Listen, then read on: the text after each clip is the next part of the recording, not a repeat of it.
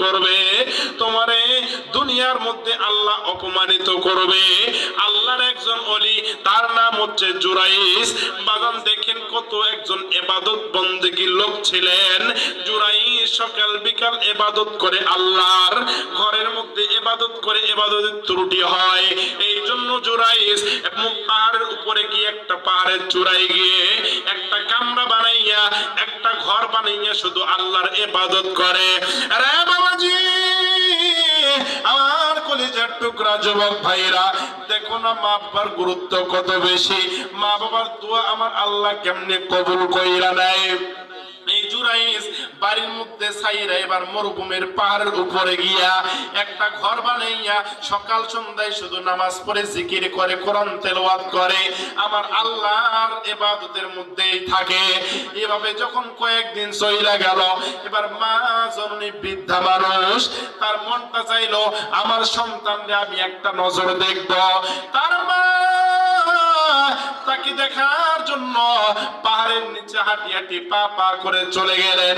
যাওয়ার পরে তার মা ডাক দিয়ে বলল, বেটা জুরাইস, নিচে একটু নাইমাই, আমি মায়ের সঙ্গে একটু দেখা করো। আমি মায়ের মনটা আনচান আনচান করে। আর বন্ধু মহেশপুরের যুবক ভাইরা, এবার যখন জুরাইস ওই আওয়াজটা তার কানে চলে গেল, জুরাইস ওই দিন নামাজের মধ্যে আছে। জুরাইস মনে মনে চিন্তা করে, আমি কি নামাজ পড়বো নাকি মায়ের ডাকে সাড়া দিব। ওই দিন জুরাইস আর মায়ের ডাকে সাড়া দিল না, নামাজের মধ্যেই আছে।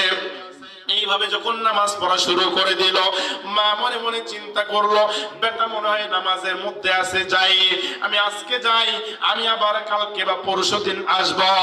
আমার বন্ধুগণ, এইবার যখন 2 দিন পরে আবার তার মা বৃদ্ধা মানুষ হাঁটি হাঁটি পা পা করে জুরাইসকে দেখার জন্য আসলো। ডাক দিল, বেটা জুরাইস, একটু নিচে নেমে আয়, আমি মায়ের সঙ্গে একটু দেখা করো। জুরাইস ওই দিনও নামাজের মধ্যে আছে, নামাজ পড়ে। জুরাইস মনে মনে চিন্তা করে, আমি মায়ের ডাকে সাড়া দিব নাকি নামাজ পড়ব। ওই দিন এই চিন্তা ফিকির করতে করতে আবার নামাজ ছাইরা দিল না, মায়ের ডাকেও সাড়া দিল না।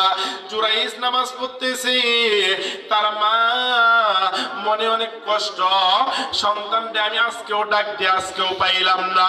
সন্তানের চেহারাটা দেখার জন্য আমার মনটা আনচান আনচান করতেছে। এবার তার মা বৃদ্ধা মানুষ আবার বাড়ির মধ্যে চলে গেল। রাম বাবাজি, কয়েকদিন পর তার মা মনের মধ্যে রাগটা না রাইখা আবার গেলেন, দেখি আজকে মনে হয় আমার বেটার সঙ্গে আমার